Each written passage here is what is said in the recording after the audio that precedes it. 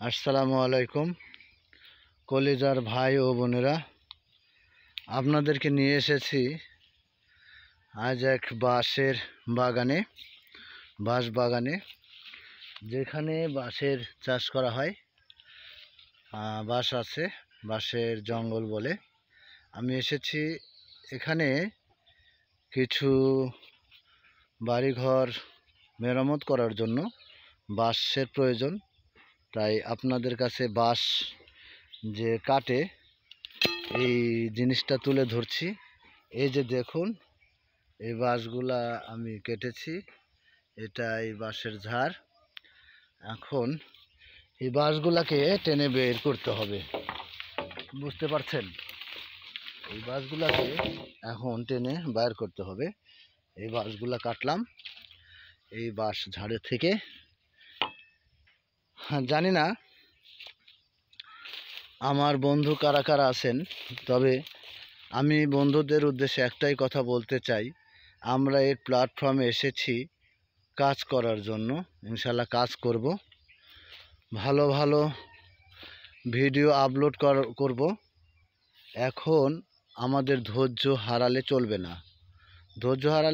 এই কারণেই যে কে আমাদেরকে সাপোর্ট দিল কে দিল না। আমরা যারা নতুন আছি নতুনেরা সবাই মিলে যদি কাজ করি একসাথে, ইনশাল্লাহ আমরা সামনের দিক চলতে পারবো। এখান থেকে আসলে অনেক মানুষ তো অনেক রকম আশা করে, হয়তো আমরাও সে আশা করেছিলাম বা করছি এখনো। এই সেই বাঁশের ঝাড় দেখেন, আসলে সকালের প্রকৃতিটা তো খুব সুন্দর লাগছে। প্রকৃতিটা খুব সুন্দর বোঝা যায়। তো এখানে আমি একটা কথাই বলবো যে আমরা অনেকেই শখের বয়সেও কিন্তু এই কাজগুলা করি। এই যে বাঁশগুলা কেটেছি, শখের বয়সে আমরা এই কাজগুলো করছি, শখের বসে। হ্যাঁ, যদি এখান থেকে আমাদের কোনো মুনাফা হয় তাতে তো আমাদের কোনো আপত্তি নেই, সবই আল্লাহর ইচ্ছা। যদি আল্লাহ দেয় হলে হতেও পারে।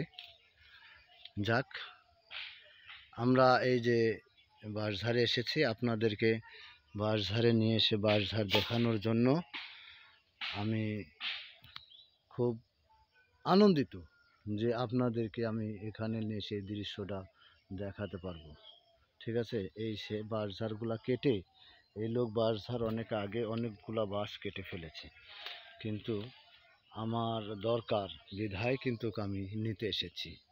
আছে অনেক বাঁশ, তারপরেও এখান থেকে আমার পছন্দ, তাই আমি নিলাম।